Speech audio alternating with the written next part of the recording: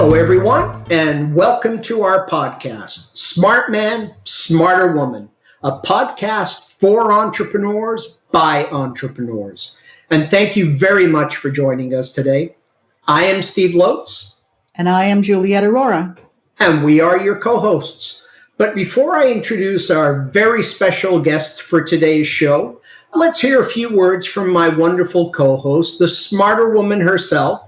How are you doing today, Juliet? How did the swim go earlier? I saw you there in the pool. I don't know, you look very relaxed. I'm not sure whether it was a swim for exercise or a swim for relaxation. What was going on there? It's a combination. I start out as the swim for exercise, and then the last couple of lengths, it's pretty much just kind of float and just kind of get my breathing back to normal. But it was good. Certainly glad that we're still in the throes of summer and the weather is agreeing with me. Because our guest today will not be in the throes of summer. So it'll be, I'm looking forward to today's conversation. I think it's going to be great. Yeah, absolutely. Now, as I mentioned at the beginning of the podcast, it is all about entrepreneurs for entrepreneurs.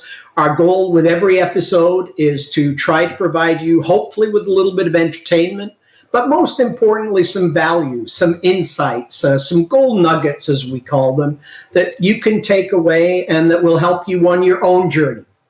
And I'm really excited about today's show. We have a very special guest, as Juliet mentioned, from down under on the east coast of Australia. And his name is Jeff Bullas. And many of you may have heard of Jeff. He is the owner of jeffbullas.com. He is often referred to as a digital entrepreneur. In fact, Forbes calls him a top influencer of chief marketing officers and the world's top social marketing talent. Entrepreneur lists him among the top 50 online marketing influencers. Inc.com has him on the list of 20 digital marketing experts to follow on Twitter. And BizHum ranks him as the world's #1 business blogger. His website, listen to these numbers, folks, and I know I'm a little envious. His website receives over 5 million visitors each year, and he has a tribe of over 850,000 social media followers. So if you are not connected to Jeff and you're not part of the tribe, you absolutely need to be. So let's bring in our guest into the show. Jeff, and welcome. Thank you very much for joining us today, all the way from Australia. So it's a pleasure, Steve and Juliet. Great to catch up with you both virtually. It's good to see that we're all social distancing.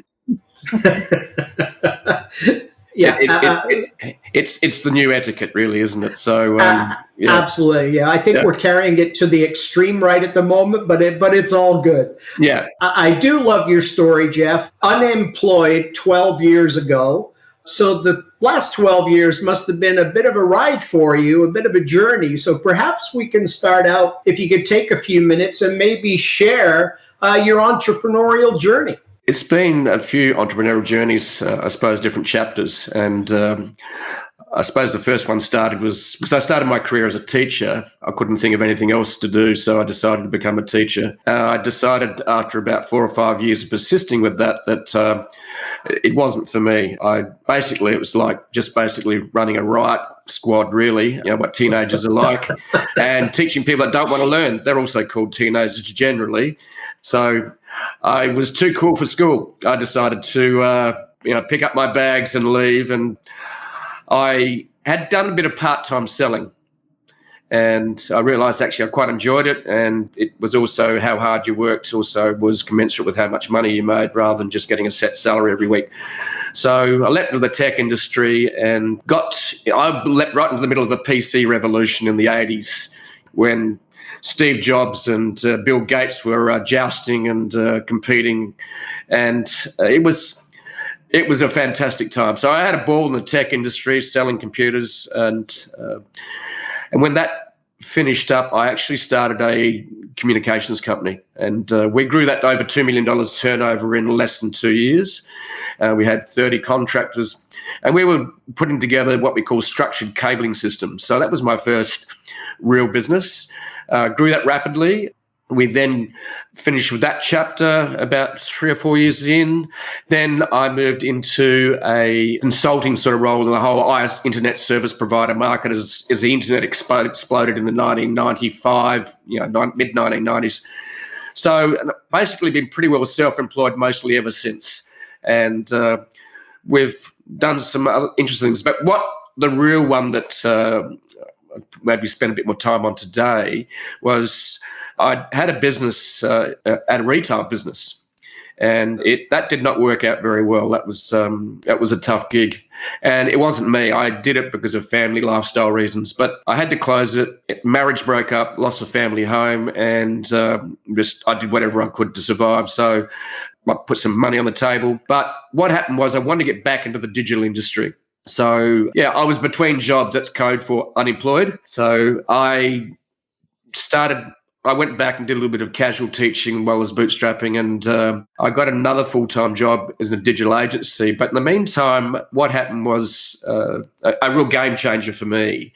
And that was, I was going out with a lady at the time. She said, "Why don't you get onto Facebook? It's pretty cool." And this was like in 2008. Facebook only had about 50 million visitors or users at that stage. I got onto Twitter as well. And I noticed people's really obsessive behavior. And I went, wow, there's something going on here. And I'd actually had observed my children's behavior on MySpace. I don't know if some of you can remember MySpace, but basically Facebook took over that space of MySpace, created a much more coherent and more user-friendly experience for the users. And MySpace, as we know, I don't even exist today, but Murdoch bought it for $550 million at its peak. And then it slowly ebbed as Facebook ate its lunch. I think it got sold for a few million just a year or two ago. So I observed this behavior and went, wow, I can reach the world without actually having to pay the gatekeepers. And they were the media moguls, right? So that was an observation, and also the observing of people's activity on it and obsession with it. It was this ability to connect with the world and get your voice heard without, the gatekeepers, the journalists, the media moguls. So I read a book by Tim Ferriss called The 4-Hour Work Week. I was surprised almost everyone I know has read that book, which opened up the idea of a digital business. And then the next part of the journey was I read a book by David Meerman Scott called The New Rules of Marketing and PR. He talked about the ability of content to attract an audience. In other words, inbound marketing was a term that was used then. Today we use much more the term content marketing. And then the last little thing that pushed me over the line to start the blog in 2009 was a piece by HubSpot, a blog post. And it said, if you have an inkling of what you want to start a business on, start a blog. So that was the genesis and the inspiration for starting the very creatively named jeffbullas.com site. We did a workshop on that for a week, actually, to come up with that name. So I didn't know it, but I was doing personal branding and I was doing it at scale. So the blog started. I was writing really badly, and I had by this time got a full-time job working for a digital agency that built online stores. And so what happened was I worked on my blog as a side hustle while I actually worked full-time. And I started creating content. I started sharing it. I started building my Twitter following because I realized that the more Twitter followers I had, the better the distribution that I had. And this was the time when social media was the Wild West. Right. There was no Facebook pages. There was no Facebook advertising. It was just pure organic reach.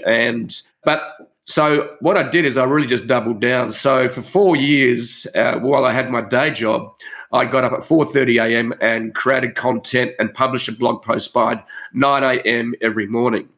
I was passionate. I was on a mission. And I think what's important for entrepreneurs to understand is that if you're just going to do it for the money, that's going to be really hard to sustain. You need to have that passionate purpose. And that sometimes doesn't show up as it shouts at you. It actually can be a whisper. I think Steven Spielberg said that sometimes what you're meant to be doing in life will show up as a whisper. It will not shout at you. It will actually just be that quiet voice. And the blog was that. And I had some inspiration pieces along the way. So, that's how the journey started. That's awesome. I mean, one question I have to ask is, that there are lots of people, lots of people that I actually know personally who start out doing exactly what you described, right? They start out writing a blog post and they go onto Twitter and they go onto Facebook. But 99.9% of them never achieve what you have achieved. Why? What do you think the difference was? Like, why? What made you stick with it where so many people stop doing it after attempting it just for a short while? I think, number one, I got the timing right. There's a lot of people that try and get into blogs today, and it's a very, very crowded space. There's over 1 billion blogs on the planet. I leapt in when the intersection of the smartphone and Steve Jobs, launching the iPhone shortly after the social media revolution exploded as well. So I ended up in the middle of a perfect storm. And I think some research shows that in business, one of the most important thing is timing. There's a TED talk, I can't remember who the guy was, but they've done research on 200 different companies, and 45% of success comes down just to timing, despite some of these companies raising hundreds of millions of dollars and they disappear or crash and burn. So timing is everything. I ended up getting my timing right. Basically, blogs are at their peak. Social media was on incredible rise back then, and also the iPhone ended up being part of that as well. So you end up with a perfect storm of the intersection of the rise of blogs, the rise of social media, and the rise of the smartphone. And the other thing that was important with the rise of social media was back then you didn't have to pay for attention, you could earn it. And that's one of the things that really drove me. And the other thing I realized too was I didn't throw a lot of money at it. It cost me $10 to start. That was the cost of the domain name. And I did it as a side hustle. So entrepreneurs are often quite seen as very risky sort of people. They actually go and waste money and throw money at things. But what I've found out over the years is that the smart entrepreneurs actually are risk averse, and they work out a way to do it with as little risk as possible. It doesn't mean you don't take risk, but it means that you just try to work out a way. So I was basically took very little risk in the sense that I did this in conjunction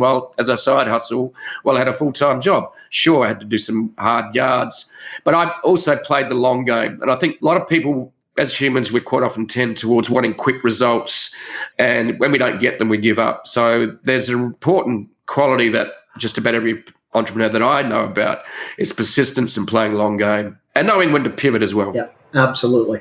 And I think that as much as you attribute, a big part of your success to timing, I think that we have to go back and listen to a couple of the things that you said, which was that you got up at 4:30 every morning to write a blog post and post it before you went to work.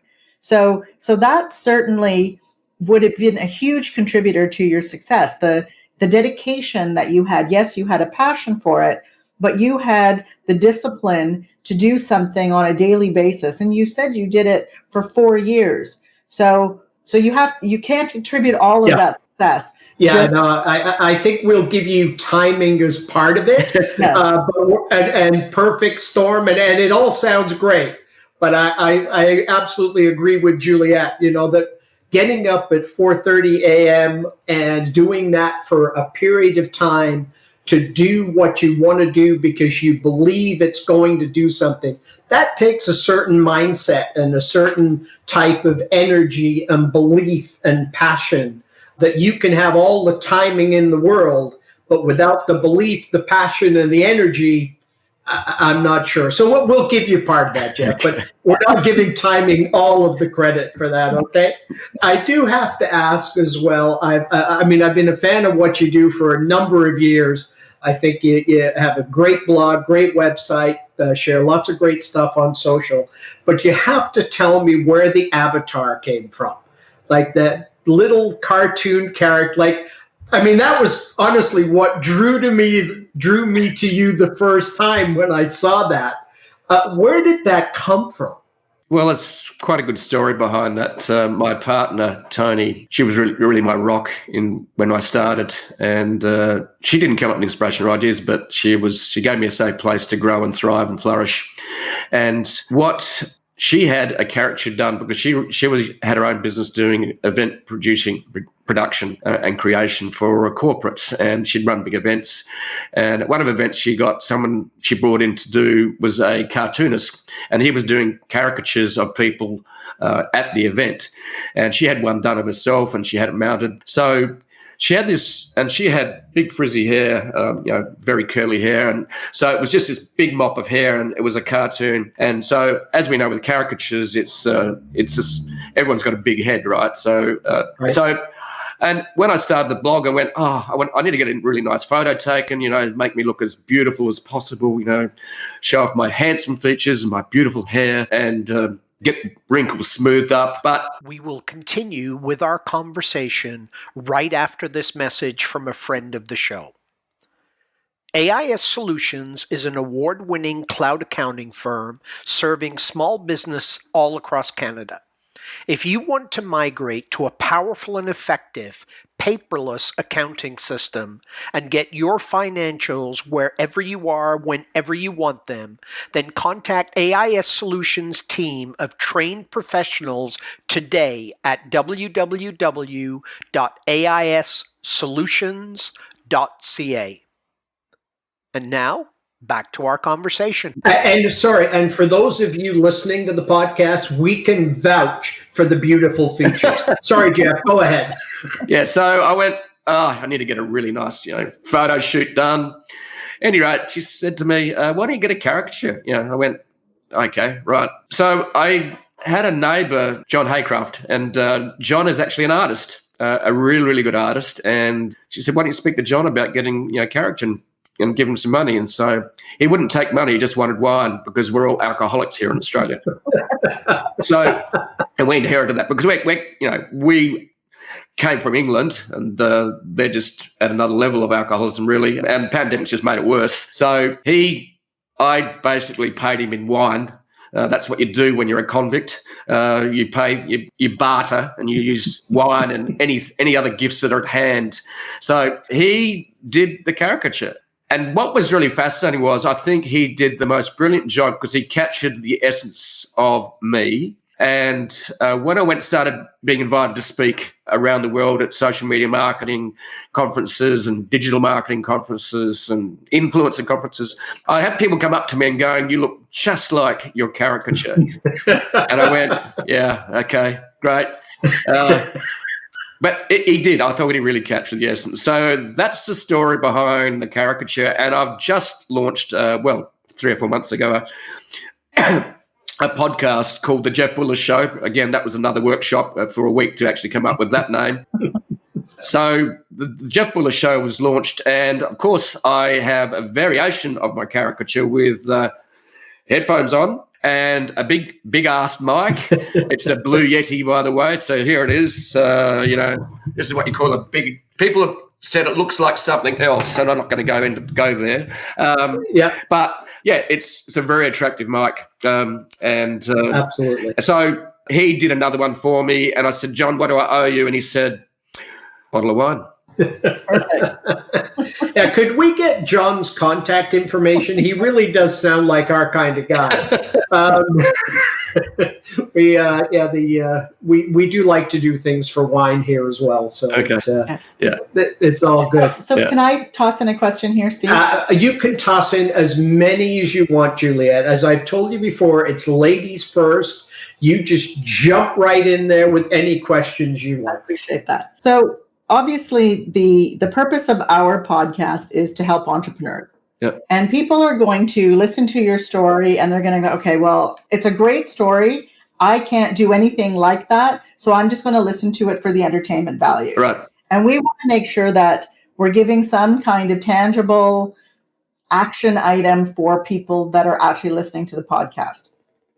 So we often talk about, okay, well, if you don't have any kind of social, where would you start? And there's lots of people out there that they can get that information from. I think the harder or the bigger challenge for a lot of entrepreneurs is they've tried Twitter, they've tried Facebook, they've tried, writing a blog. And yes, there's a lot more noise out there. Yep. But is there something that you can do to as what their launching pad should be, or what one thing that they can do to, I guess, maximize the use of whatever following they have or whatever social channels they have or are on for their businesses. Yeah. I think there's quite a few things that are really important. Number one, yes, the organic reach of social media is becoming very low. It's almost close to non-existent. And whether it's Instagram, whether it's TikTok, whether it's Facebook, Twitter, whatever, Snapchat, the reality is that we're moving from what we call a free organic world to a pay-to-play world.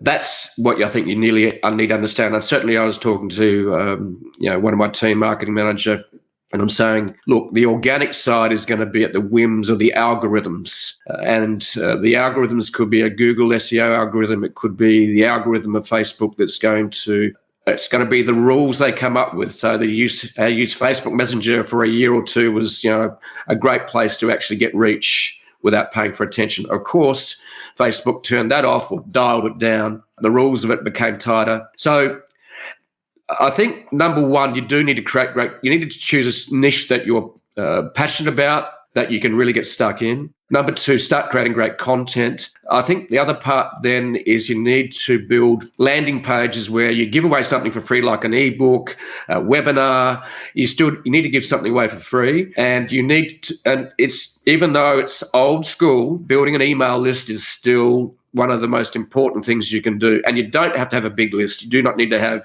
millions. You don't need to have hundreds of thousands. There's a lot of people who run very successful start businesses, whether it's a gym instructor, virtual guitar teaching, artists, and then the other thing you need to become good at is actually using digital advertising, paid, that converts. And then you need to test it and test it and test it. And I don't mean spending big dollars, like you can just test with $20 a day, and build your distribution into a niche that you're passionate about. And then just work out a way. And sometimes, and I've heard it from Mike Stelz from social media marketing world, and said that, give away something for free for even 6 to 12 months. And then once you've done that, continue to give away information for free, add value to your community, and then you've earned the right and credibility to actually ask for money by adding value back, premium content. And that can be online training. It can be, you've got a list. You can even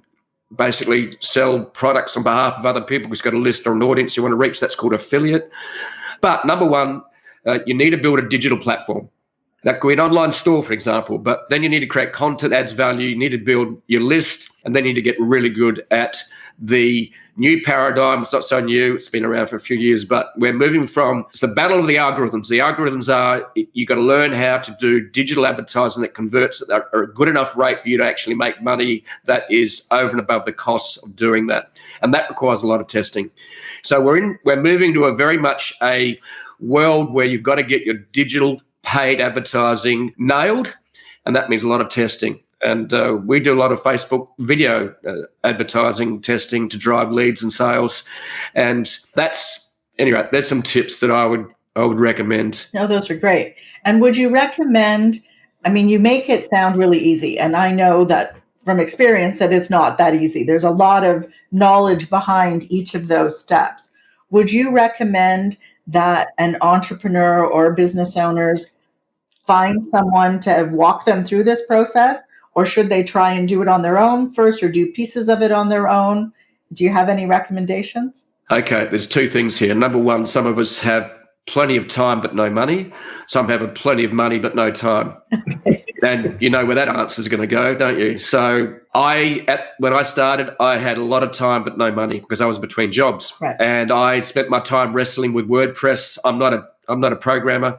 WordPress is relatively easy to use, but it still requires a lot of arm wrestling, and it ends up often in tears as you try and work out what is going on, as you put plugins into WordPress and going, that didn't work, and that continues. So the reality is, at the end of the day, I didn't have the money, but at that time, but I had plenty of time. So, and the tools these days is actually pretty good, but When you got more money and less time, then certainly get someone to build a WordPress. Don't make it complicated. You can get someone to design a WordPress site for you for a few $100s. You don't know how to do a landing page, get someone to do that for you. You can do that on Freelancer or Upwork, for very little money. Yeah, you're going to have to build a team around you, and sometimes you might need to do that later, but sometimes you might do it sooner rather than later. So yes, you're exactly right. It's not easy. I've thrown a few tantrums over my time just trying to build the tech. Of course, no children or babies were hurt in the process, but it's okay. And the dogs are safe as well. I didn't hurt anyone of those either. But the puppies are all good. Yeah. Good. That's great.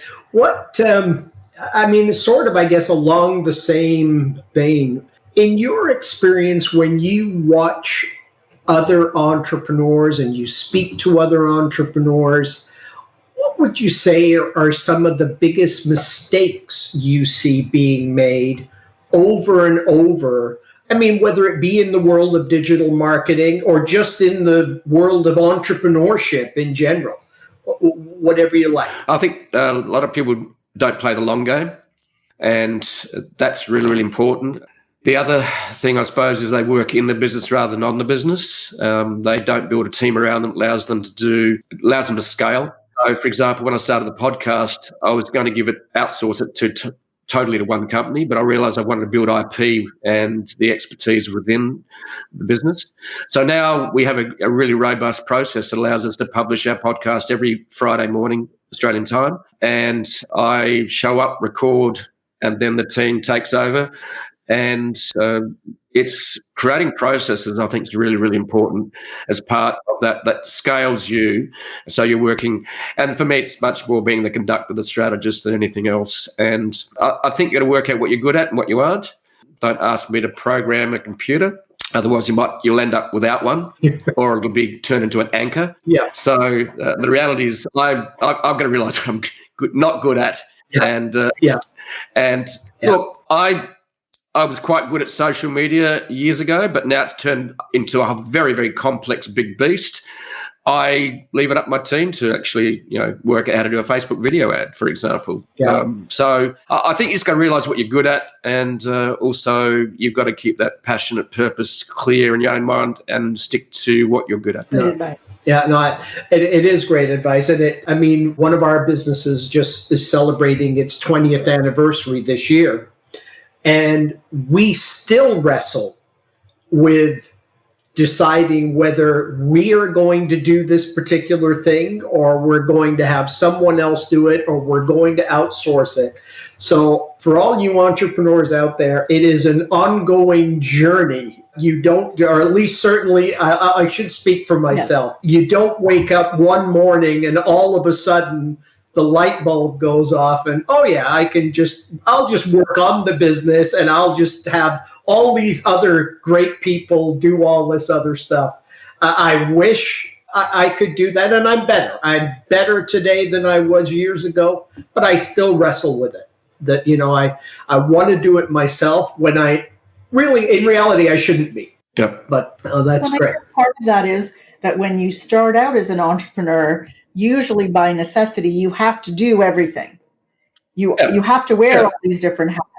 But in order to take your business to the next level, you actually have to start removing hats, which tends to be more difficult. Yeah, it is very tough. And it's, like you said, it's an ongoing battle. Yeah, no, absolutely. I would agree with that. I'm going to ask you to look into your crystal ball now, Jeff, because I know you have one. Mm-hmm. We've come a long way since, as you mentioned, MySpace, and I think we're both dating ourselves by even knowing what MySpace is. If you look in your crystal ball, where do you think this social media stuff is going? You mentioned, the paid advertising. Is that the next wave? Is there something you think after that, or what do you feel as to where it's going in social, in terms of business? I think there's been acceleration of virtual businesses. I think the pandemic is actually just accelerated the drive into what was already happening. We're being pushed to actually buy online a lot more. We're being pushed faster into creating virtual events. We're being pushed faster into creating things like contact or customer service centers that actually are now distributed. The other thing that is, I think there's three things, but the other thing that's going to have a big impact is artificial intelligence, and that comes down to even things like content creation. So how far we go along that route, automation should take away the drudgery of what we as humans don't like doing and leaves us free to actually do the things we love doing, such as being the creators and makers. I think the craftsmen of the world, and I'm talking about whether you're a video producer, whether you're a writer, whether you're a musician, or even a tradesman that is a carpenter, I think we're going to start to value humans even more in terms of their humanity. And so being able to talk to someone, not a computer, is going to be an important part of the marketing process. So the pandemic situation is driving us faster into the future, and we're going to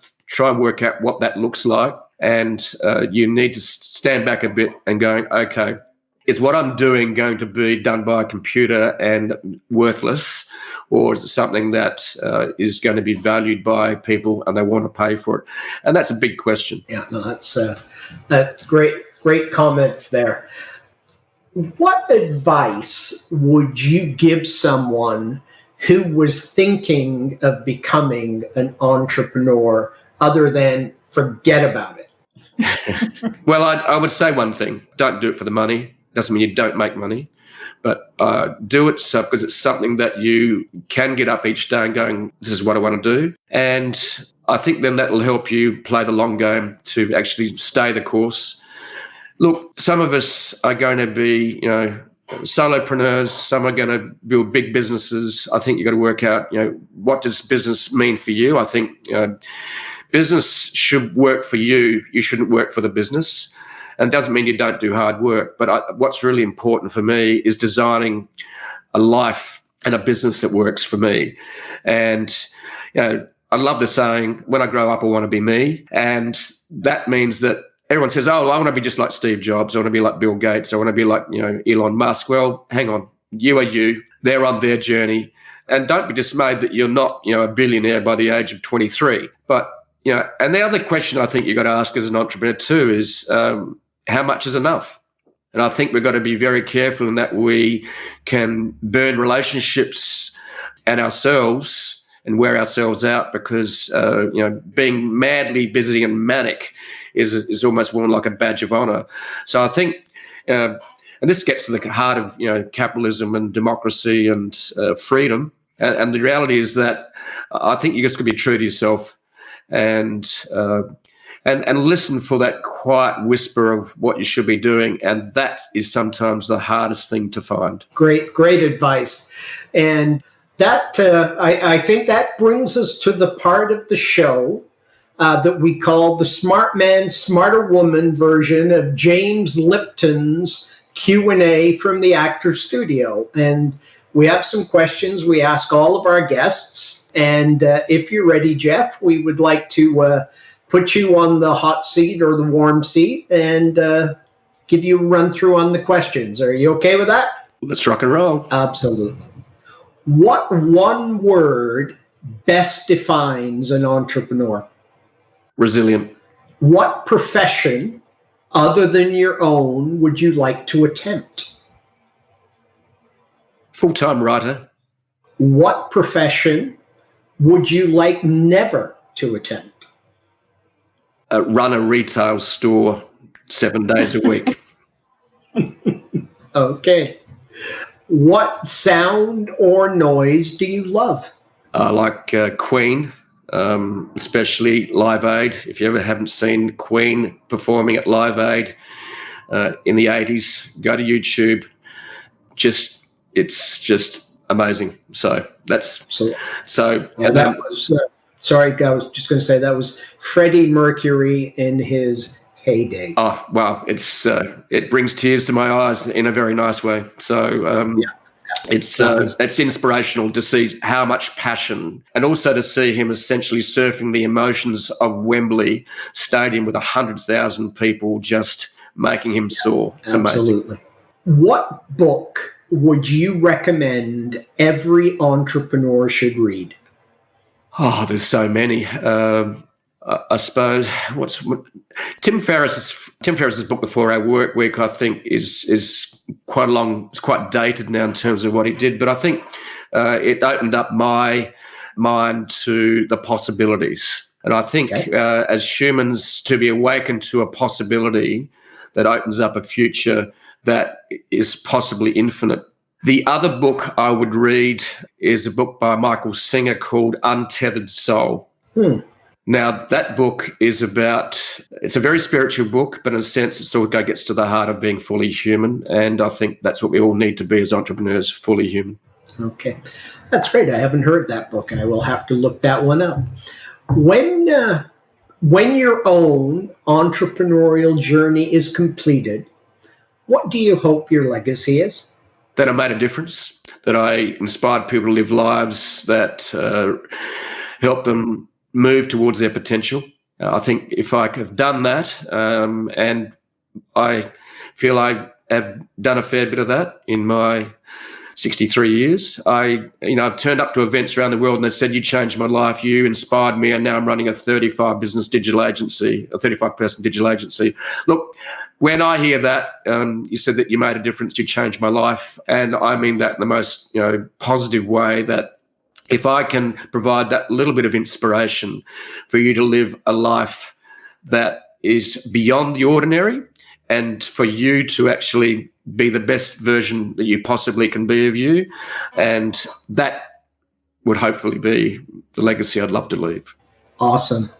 And I have to say, so Steve has been a huge fan of yours for many years and was beyond excited when you agreed to be a guest on our podcast. And I'll be honest, I didn't know who you were. But I haven't said a lot over the last 40 minutes that we've been online here. But if the last 40 minutes is any indication of what kind of content you're putting out there on your platform, and I'm certainly now going to listen to it, I think you're well on your way if you haven't already achieved that legacy that you're looking for. Yeah, and at 63, Jeff, you're still a kid, okay? So it's okay. Yeah, that's what I tell all the girls, yeah. No. Absolutely. And if people in our audience want to reach you, what is the best way for someone to contact you? Just go to my website blog, jeffbullas.com. There's a contact form there, and you can send an email, and if I don't respond for a few days, it means that I've actually gone surfing. But yes, you can contact me there. Absolutely. And I can second that. He does respond to his emails. So, and before I start the conclusion of the show, do you have any final thoughts that you'd like to share with our audience of entrepreneurs? Dare to dream. I think that's really, really important. My dad called me the dreamer, the absent-minded professor. I think we as humans are born to dream, and it's widened our DNA. And I think it's important that we give ourselves a space and the opportunity and the silence to actually allow the infinite to show up, because a lot of us are willing to live lives that other people have defined for us. And I think we need to be brave enough to live a life full of possibility. And you did mention your podcast. I'm assuming people can find your podcast in all the normal places, Apple, Spotify. Yep. And since you have that really original title for your podcast, it should be very easy for people to find it, right? If they can spell your name correctly. Yep. So maybe I'll do that, right? It's Jeff with a J, Jeff, and Bullas, Bullas. So go looking for it. I'm sure it's a great podcast. I haven't actually listened to an episode yet, but I certainly am looking forward to doing that. And that leads me, and you'd made a great segue for me there too, Jeff, with my words of wisdom to end our show. I'm a bit of a quote nerd for those that know me. So we always like to end our show with a quote. And so the one I selected for this episode was, if people aren't laughing at your dreams aren't big enough. Grayson Marshall. And so thank you once again, Jeff. Really had a great time here. I appreciate all the value you shared with our audience. Thank you, Juliet, my awesome co-host. Couldn't do this without you. But most importantly, thank you to you, the listener, for tuning in, giving us a listen. We sincerely hope you found some value here today for your time. If you did, please subscribe to the podcast. You can find us in all the normal places, iTunes, Spotify, Google, or you can go to the website, smartmansmarterwoman.com, and subscribe, and you'll get notified every time we release a new episode. So thank you very much. Until next time, take good care of yourself and those that you love. Bye for now.